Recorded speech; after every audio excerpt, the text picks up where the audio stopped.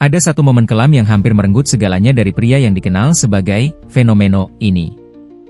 Siapa sangka, di balik senyum lebar dan trofi Piala Dunia, Ronaldo Nazario pernah berada di ambang kehancuran, dihantui rumor, penyakit misterius, dan kisah cinta yang berakhir dengan skandal? Banyak orang melihatnya hanya sebagai mesin gol, tetapi sedikit yang tahu bahwa di balik lapangan hijau, hidupnya seperti roller coaster penuh dengan luka, pengkhianatan, dan keajaiban. Bayangkan, seorang anak miskin dari Rio de Janeiro, yang terpaksa putus sekolah di usia 12 tahun, kemudian menjelma menjadi pahlawan nasional Brazil.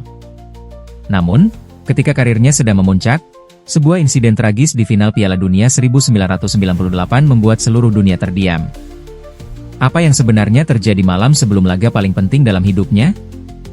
Mengapa rumor tentang kejang-kejang, tekanan dari sponsor, bahkan campur tangan politik begitu keras menghantam namanya? Ronaldo adalah contoh nyata bahwa kejayaan tidak pernah datang tanpa bayangan gelap. Dia bukan hanya legenda di lapangan, tetapi juga seorang manusia yang terjebak dalam drama yang lebih kejam dari sekadar pertandingan sepak bola. Dari cedera parah yang hampir menghancurkan kakinya, hingga skandal kehidupan pribadi yang jadi santapan media, perjalanan Ronaldo lebih mirip sebuah kisah film epik penuh rasa sakit, kebangkitan, dan misteri yang tak pernah sepenuhnya terjawab. Hari ini, kita akan menyingkap sisi tersembunyi dari sang fenomeno, rahasia kelam di balik trofi emas, kisah cinta yang hancur berantakan, dan pertanyaan besar yang masih menggantung tentang malam paling gila dalam sejarah Piala Dunia. Siapkah Anda mendengar kebenaran yang jarang diceritakan? Ronaldo Luis Nazario de Lima, atau yang lebih dikenal hanya dengan nama Ronaldo, lahir pada 18 September 1976 di Bento Ribeiro, sebuah kawasan pinggiran kota Rio de Janeiro. Sejak kecil, hidupnya tidak pernah mudah. Ayahnya seorang pekerja pos yang kerap kesulitan memenuhi kebutuhan keluarga, sementara ibunya bekerja sebagai penjual makanan kecil di jalanan. Namun, dari jalanan kumuh di Rio itulah lahir seorang anak yang kelak akan mengubah sejarah sepak bola dunia. Pada usia 12 tahun, Ronaldo sudah berhenti sekolah. Ia lebih memilih menghabiskan waktu bermain futsal di jalanan, memamerkan bakat luar biasa yang membuat semua orang takjub. Ketika usianya baru 16 tahun, ia sudah menjadi top scorer di liga futsal lokal. Saat itu, bakatnya ditemukan oleh Jair Zino legenda Piala Dunia 1970 yang kemudian merekomendasikannya ke Cruzeiro. Dalam waktu singkat, bocah kurus dengan gigi depan yang khas itu mencetak 44 gol dalam 47 pertandingan, sebuah statistik gila yang membuat klub-klub Eropa mulai meliriknya. Pindah ke PSV Eindhoven pada usia 17 tahun adalah awal Ronaldo memasuki panggung internasional. Di Belanda, ia menjadi sensasi dengan kecepatan, dribbling, dan naluri mencetak gol yang seolah datang dari dunia lain. Lalu datanglah Barcelona, di mana musim 199.697 menjadi saksi kebangkitan fenomeno dengan 47 gol dalam 49 laga. Pada usia 20 tahun, ia sudah meraih FIFA World Player of the Year. Dunia menunduk hormat pada keajaiban baru dari Brazil. Namun, di balik semua sorak-sorai, tekanan luar biasa mulai menghantamnya. Publik menganggap Ronaldo bukan hanya pesepak bola biasa, tetapi sebuah ikon nasional yang tak boleh gagal. Piala Dunia 1998 di Prancis menjadi ajang pembuktian terbesar. Brazil datang sebagai favorit juara, dan semua mata tertuju pada Ronaldo, sang bintang yang seharusnya membawa Seleção meraih kejayaan. Tapi apa yang terjadi justru menjadi salah satu tragedi paling membingungkan dalam sejarah sepak bola. Malam sebelum final melawan Prancis, Ronaldo mendadak menghilang dari daftar starter. Dunia dikejutkan oleh kabar bahwa ia mengalami kejang misterius di kamar hotel. Pertanyaan pun muncul, apakah ada tekanan dari sponsor seperti Nike yang memaksa dia bermain? Apakah ini ulah politik yang menyusup ke sepak bola? Piala Dunia 1998 hanya menjadi awal dari perjalanan hidup Ronaldo yang penuh drama. Di awal tahun 2000-an, karirnya diguncang cedera lutut yang begitu parah hingga banyak dokter percaya ia tak akan bisa bermain lagi. Namun, keajaiban kembali hadir. Ronaldo bangkit, mengangkat Piala Dunia 2002 di Jepang Korea, mencetak 8 gol, termasuk 2 gol di final melawan Jerman.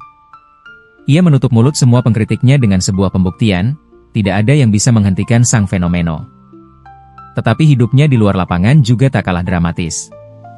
Dari kisah cinta dengan model Brazil Susana Werner, perceraian yang menjadi skandal dengan bintang sepak bola Milene Domingues, hingga rumor pesta liar dan hubungan kontroversial yang terus menghantui namanya. Ronaldo adalah seorang superstar yang tak pernah bisa bersembunyi dari sorotan media. Sementara itu, di mata fans, ia bukan sekadar pemain bola. Ronaldo adalah simbol harapan, perjuangan, dan keajaiban. Sosok yang membuat anak-anak di favelas percaya bahwa mereka juga bisa bermimpi setinggi langit. Namun, di balik semua itu, ada luka dan rahasia yang jarang dibicarakan. Malam di Paris 1998, cedera yang hampir menghancurkan hidupnya, dan kehidupan pribadinya yang menjadi bahan gosip tak berkesudahan. Sejak pertama kali menginjak rumput Stadion Maracana bersama tim muda Cruzeiro, Ronaldo sudah menunjukkan pesona seorang bintang sejati. Langkahnya lincah, bola seolah menempel di kaki, dan setiap tembakan yang dilepaskan bagaikan peluru berkecepatan tinggi yang tak terbendung kiper manapun. Di usia remaja, ia berlari melewati pemain lawan satu demi satu dengan kelincahan yang menggetarkan jiwa, sementara suara penonton menyalak lebih keras dari kembang api. Di momen-momen itu, masa depan yang gemilang seakan sudah tertulis. Ketika pindah ke PSV Eindhoven, Ronaldo memulai babak baru dalam karirnya. Di negeri kincir angin itu, ia belajar berdiri tegak dalam sorotan media Eropa. Keberhasilan mencetak puluhan gol musim demi musim mengantarkannya ke Barcelona, di mana julukan "Fenomeno" resmi melekat. Di Camp Nou, ia mengukir 47 gol dalam 49 laga, rekor yang sulit dipercaya. Masa kejayaan pun tiba. Nama Ronaldo melambung, mantel bintang Eropa menempel sempurna di pundaknya, dan masa depan terlihat bagaikan pelangi tanpa awan. Namun, setiap kilau cahaya pasti meninggalkan bayangan. Di Piala Dunia 1998, ketika ribuan mata menunggu aksinya, tragedi kecil di malam sebelum final mengoyak ketenangannya. Desas-desus pertama membisikkan bahwa Ronaldo mengalami kejang di kamar hotel VIP, tetapi detailnya masih samar. Beberapa sumber mengklaim tekanan sponsor besar seperti Nike menuntut ia bermain, sementara yang lain menduga konspirasi politik sang pelatih. Dalam kebingungan publik, ia tiba-tiba dicoret dari daftar pemain inti, memaksa Carlos Desailly dan tim Prancis merayakan kemenangan di depan jutaan penonton terkejut. Setelah kekecewaan di Prancis, Ronaldo kembali ke lapangan dengan dendam yang membara. Ia menyalurkan sakit hati dan amarahnya dalam setiap gerakan. Namun, langkahnya mulai terganggu oleh cedera lutut parah yang datang bagai tsunami. Rehabilitasi panjang berjalan tanpa kepastian. Banyak dokter menilai karirnya tamat. Mereka melihat kerusakan menahun dan peluang sembuh yang nyaris 0%. Perseteruan batin pun bermula, antara keinginan untuk bangkit dan ketakutan akan kegagalan yang memalukan. Di periode kegelapan itu, Ronaldo berjuang sendirian. Jam demi jam ia habiskan di ruang terapi, mendera otot-otot kakinya yang retak. Tangis di tengah malam menjadi saksi betapa beratnya beban mental yang dipikul. Berita-berita miring tentang kegagalan operasi dan keretakan hubungan dengan klub hati-hatinya Inter Milan semakin menjeratnya. Rumor transfer ke klub kasta kedua bahkan sempat beredar, menyiram harga pasar sepak bolanya seperti es batu dingin. Suara miring tentang pemain yang sudah habis, menjalar cepat, membuat kepercayaan diri Ronaldo nyaris luntur. Namun, di titik terendah itu, ada secercah harapan yang muncul dari dalam dirinya sendiri. Berita tentang latihan sembunyi-sembunyi di malam hari, di lapangan kampung, mulai tersebar. Ia menolak menyerah pada patah tulang dan ramalan dokter. Setiap tetes keringat menjadi saksi tekadnya, bangkit kembali dan menutup mulut para kritikus. Teman-teman dekatnya menyebut masa itu sebagai miracle rehab, ketika tubuh dan semangatnya bekerja selaras demi sebuah impian. Kembalinya Ronaldo ke timnas untuk Piala Dunia 2002 adalah bukti nyata keajaiban. Ia tampil dengan sosok yang lebih matang, lebih sabar, tapi tetap mematikan. 8 gol ia ciptakan, menuntun Brazil meraih gelar kelima. Final melawan Jerman menjadi puncak kisah, saat 2 tendangan penalti menegaskan statusnya sebagai legenda hidup. Dunia terhenyak. Pemain yang pernah dinyatakan mati karir, justru tampil sebagai panutan juara sebuah kebangkitan epik yang tak terlupakan. Kemenangan Piala Dunia 2002 menjadi klimaks emosional bagi Ronaldo, penegasan bahwa tiada batas bagi tekad manusia. Namun, setelah itu, riak-riak masalah pribadi kembali mencuat. Hubungan asmaranya dengan Susana Werner retak, diikuti gosip tentang perselingkuhan dan pesta malam yang heboh. Media Brasil yang dulu memuja kini tak segan menyeret nama Ronaldo ke judul utama dengan cerita-cerita sensasional. Setiap langkahnya diawasi, setiap senyum dicurigai. Ketika bergabung dengan Real Madrid, Ronaldo memasuki era Galacticos. Bayangan gemerlap bintang besar menghiasi harinya. Di satu sisi, ia menikmati kemewahan dan pujian. Di sisi lain, beban ekspektasi makin berat. Cedera minor yang dulu dianggap sepele kini terasa menusuk, menandai tanda-tanda penurunan. Selebrasi gol yang dulu lulus berubah menjadi gerakan berhati-hati, seakan tubuhnya memohon belas kasih. Meskipun masih mencetak gol penting, performanya tak lagi konsisten.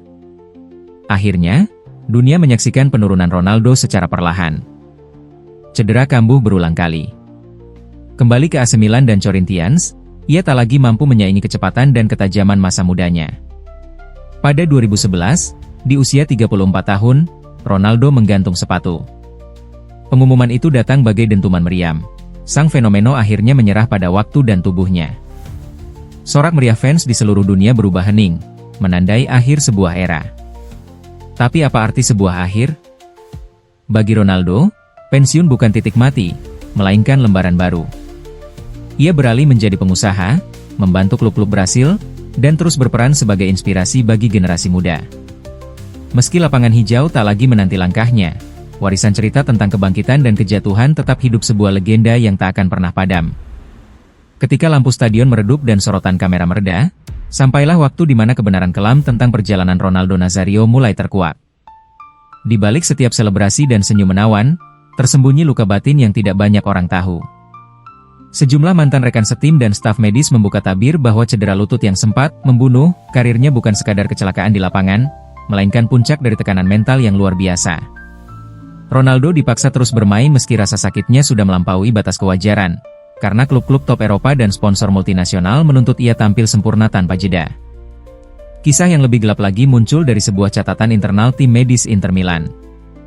Dokumen rahasia menunjukkan bahwa operasi pertama yang dijalani Ronaldo pada tahun 1999 tidak sepenuhnya berhasil. Ada infeksi mikro pada jaringan yang nyaris tidak terdeteksi. Sebagian staf rumah sakit mengaku dilema moral karena diinstruksikan untuk menutup-nutupi kondisi sebenarnya demi kepentingan komersial klub.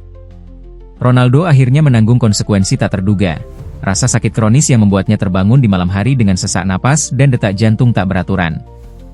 Setiap gerakan kecil pun memicu rasa ngilu yang membuatnya hampir putus asa. Di luar lapangan, hubungan rumah tangga Ronaldo berangsur hancur. Susana Werner yang dulu setia mendampinginya mengungkap air mata dalam sebuah wawancara eksklusif kepada media Brasil. Ia menceritakan malam-malam panjang di mana Ronaldo tidak kembali ke rumah, memilih menghilang dalam pesta-pesta mewah yang penuh alkohol dan lampu kedip. Kabar tentang selebritas sepak bola paling bersih di dunia ini, pesta barbar dan pergaulan bebas dengan model-model kelas atas mengejutkan publik. Namun di balik tudingan skandal tersebut, ada suara-suara yang menganggap Ronaldo hanyalah lemah pada godaan ketika hatinya rapuh oleh rasa sakit dan tekanan ekspektasi. Sebuah memo internal Nike bocor ke media pada 2003, mengungkapkan bahwa perusahaan sepatu olahraga raksasa itu menyimpan cadangan kontrak senilai jutaan dolar apabila Ronaldo gagal sembuh setelah operasi kedua. Klausul tersebut menimbulkan pertanyaan serius tentang apakah kekhawatiran komersial jauh lebih diutamakan daripada kesehatan sang pemain.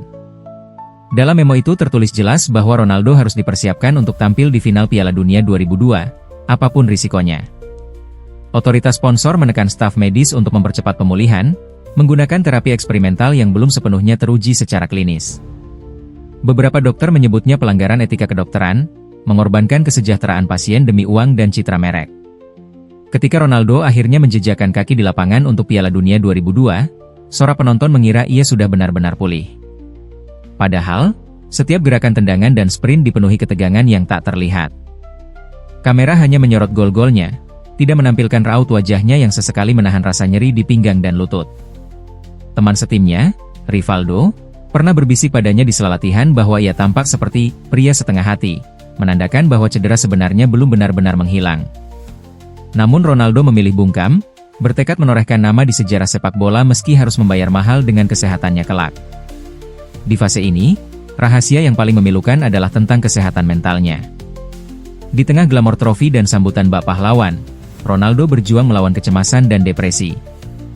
Ia sering terduduk termenung di ruang ganti, menatap sepatunya seolah bertanya apakah perjuangan ini sepadan dengan harga yang harus dibayar. Teman dekatnya, Walter Casagrande, mengungkapkan bahwa Ronaldo sempat berkali-kali mempertimbangkan untuk mengakhiri karir lebih awal karena beban psikis yang tak tertahankan. Ia merasa dikhianati oleh tubuhnya sendiri dan oleh sistem sepak bola yang lebih mementingkan keuntungan komersial. Gemuruh panggung besar seakan menutupi jeritan hati yang tak terdengar. Media hanya menyorot kisah kebangkitan epik, dari mati karir menjadi juara dunia lagi. Sedangkan air mata dan keringat penderitaan Ronaldo tersembunyi di balik sorot lampu stadion. Ia sengaja merahasiakan ada momen ia jatuh lemas saat sesi foto timnas sebelum final, harus ditopang rekan-rekannya hingga bangkit lagi. Insiden itu hanya muncul dalam rumor singkat di koran lokal, kemudian ditelan oleh riuhnya berita gol-gol spektakulernya. Ketika Piala Dunia 2002 usai, Ronaldo dianggap sebagai pahlawan abadi. Tapi tidak banyak yang tahu bahwa di dalam dirinya tersimpan trauma mendalam trauma yang membuatnya sulit tidur, khawatir tentang kapan cedera itu akan kambuh, dan takut ketika melihat sepatu hitam kesayangannya.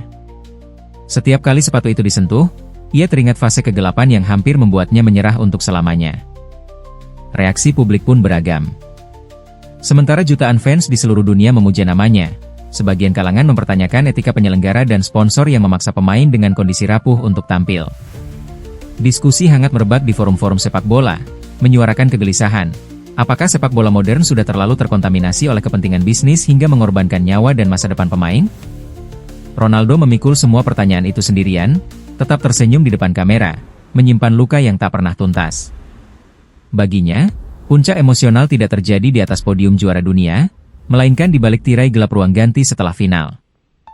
Saat semua sorak mereda dan lampu flash padam, Ronaldo menatap piala di tangannya sambil menangis pelan. Air mata kebahagiaan bercampur kesedihan antara bangga atas pencapaian, dan hancur karena harga yang dibayar terlalu mahal. Momen itulah yang akhirnya menegaskan sisi kemanusiaannya, menyingkap hati seorang legenda yang lebih rapuh dari yang dilihat publik. Sebagai channel yang berusaha menyajikan kisah selebriti dengan ketajaman dan keberimbangan, Rahasia Selebriti melihat perjalanan Ronaldo Nazario sebagai potret betapa sepak bola modern sering menjadi arena perebutan antara bakat murni dan kepentingan bisnis. Ronaldo adalah contoh sempurna, seorang pesepak bola dengan naluri mencetak gol luar biasa, namun kewalahan di bawah beban ekspektasi komersial dan tekanan sponsor besar. Kami menilai bahwa pencapaian gemilannya 2 gelar Piala Dunia, 2 penghargaan FIFA World Player of the Year, dan rekor gol yang begitu impresif adalah bukti nyata bakat yang tak tertandingi. Tanpa Ronaldo, sejarah timnas Brazil mungkin tak akan segemilang sekarang. Kontribusinya telah mengukir warisan abadi bagi generasi penerus. Namun demikian, fenomena Ronaldo juga menampilkan sisi gelap yang perlu dipelajari bersama.